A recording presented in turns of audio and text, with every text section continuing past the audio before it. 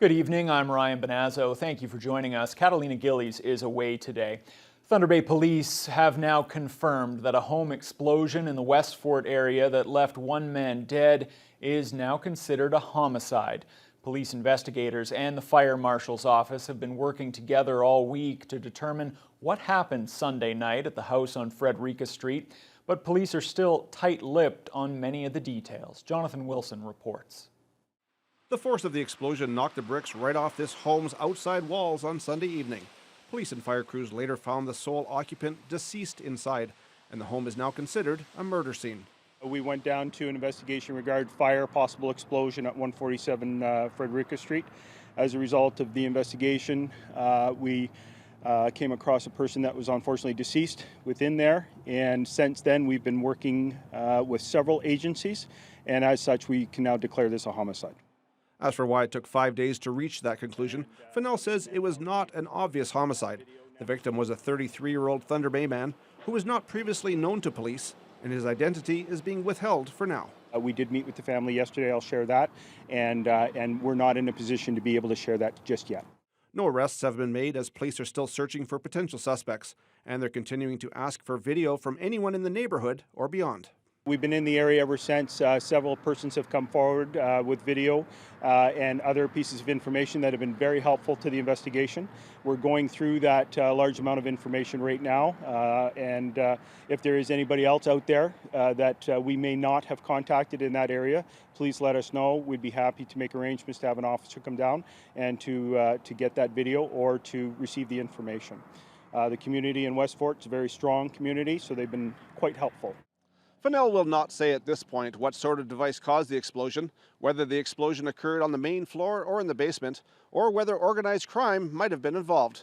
But Fennell did address the rampant rumors and speculation about the incident.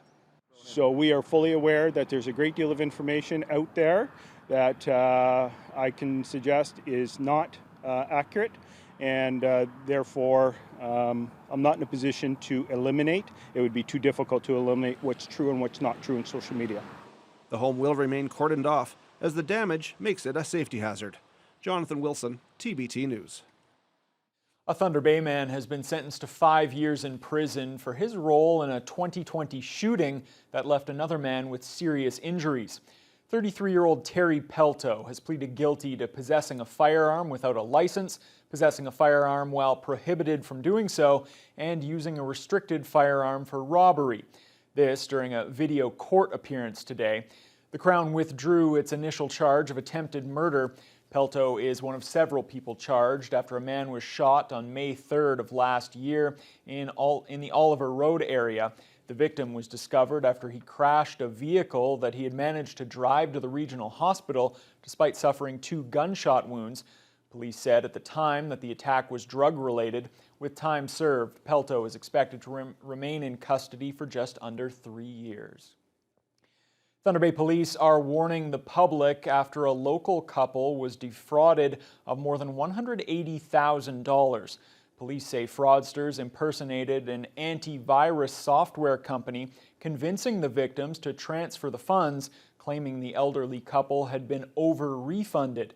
The Economic Crime Unit is investigating the case. In the meantime, police urge the public to be cautious when contacted by an organization requesting money and to speak to vulnerable family and friends about the dangers of fraud. Spectator limits at a number of venues, including hockey rinks, will be lifted tomorrow. The province of Ontario announced the major change out of the blue late this afternoon. It affects many indoor and outdoor venues where proof of vaccination is required. The Fort William Gardens can't be filled for the North Stars home opener tonight, but soon the full 3,800 seats could be up for grabs. The Ford government is also lifting physical distancing requirements in those venues. The province cited limited outbreaks related to the settings, which also include movie theaters, concert venues, and theaters.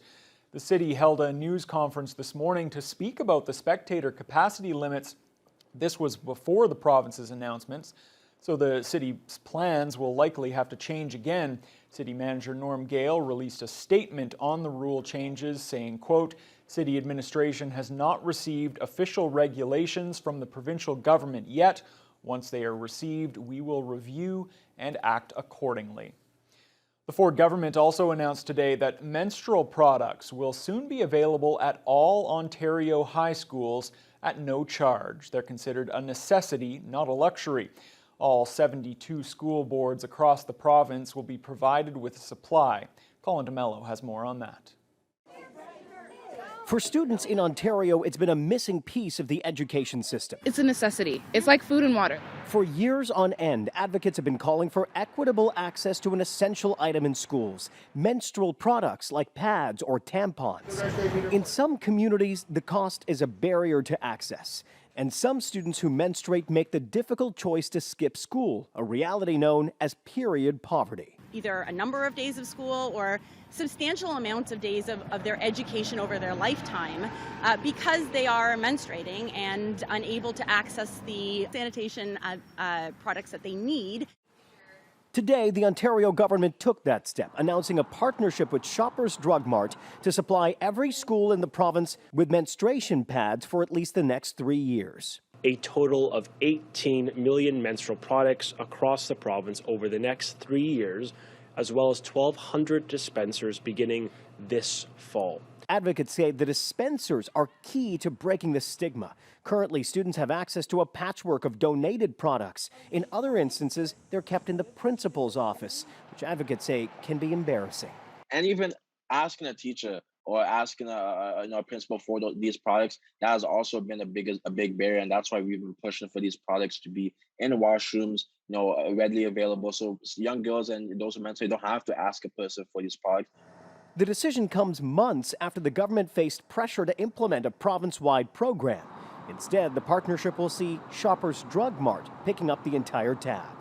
Should this have been something that the government just pays for? I mean, I actually think it really should be coming out of the government's budget. We're going to provide soap and toilet paper.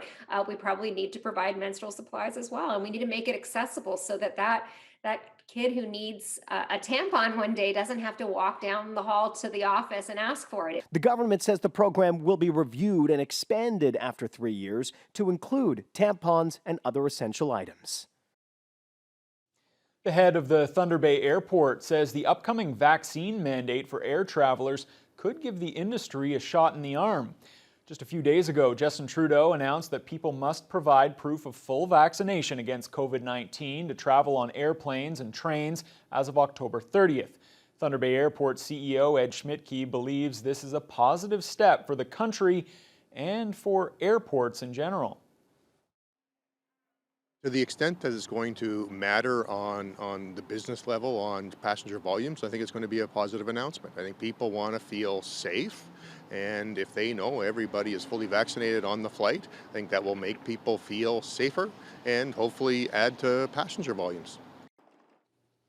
Although the available airport capacity is still well below the numbers in 2019, this Thanksgiving weekend, the Thunder Bay Airport is running passenger levels at about 60% compared to pre-COVID numbers.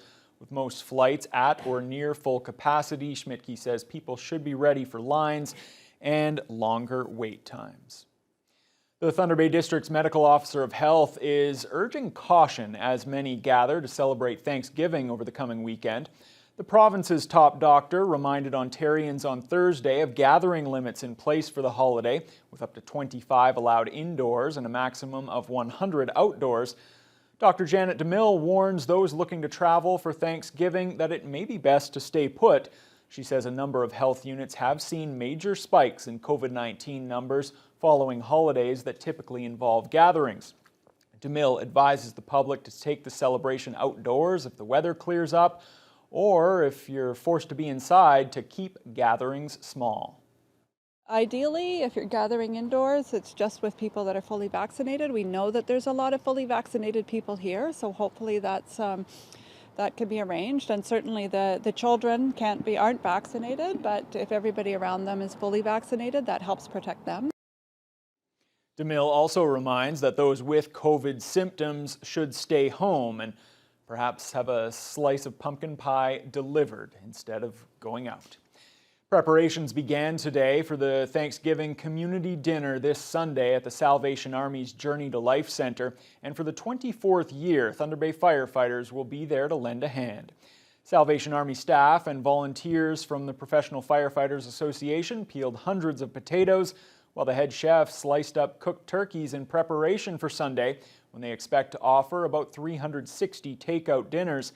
It's the first year the meal will be served from the new Journey to Life Center.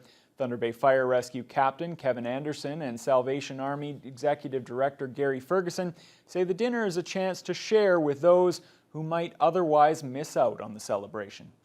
We want to give back to the community, right? We're involved on the street, as you would say, first responders and fire. So we know a lot of the people, and people are just less fortunate, and we just want to pass on what we can. We are so grateful that we have been given so many gifts, and it's fantastic to be able to support others in the community that just haven't had that fortunate opportunity.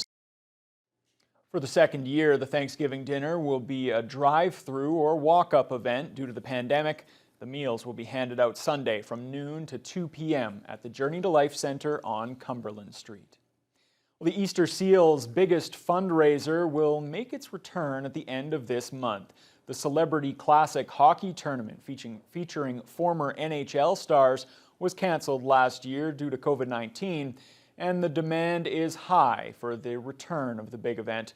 This fourth edition of the Easter Seals Celebrity Classic will include 8 retired hockey legends, including John LeClair, Rick Vive, Ali Afraidy, and Tiger Williams.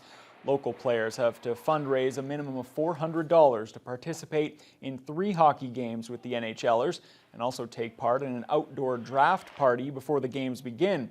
Easter Seals organizer Rhonda Harrison spoke about why the event is so important, particularly at this time.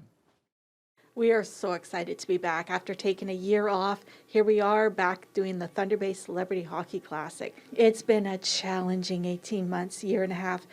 We haven't been able to do a lot of our regular fundraising, and we still have a lot of support needed for these kids. The equipment needed, as they're at home more, they're realizing the shortage of equipment that they need. Although the team sign-up option is sold out, players can still register as individuals and join one of the 8 teams to play with the NHL Stars on October 29th. And of course, it all supports a great cause.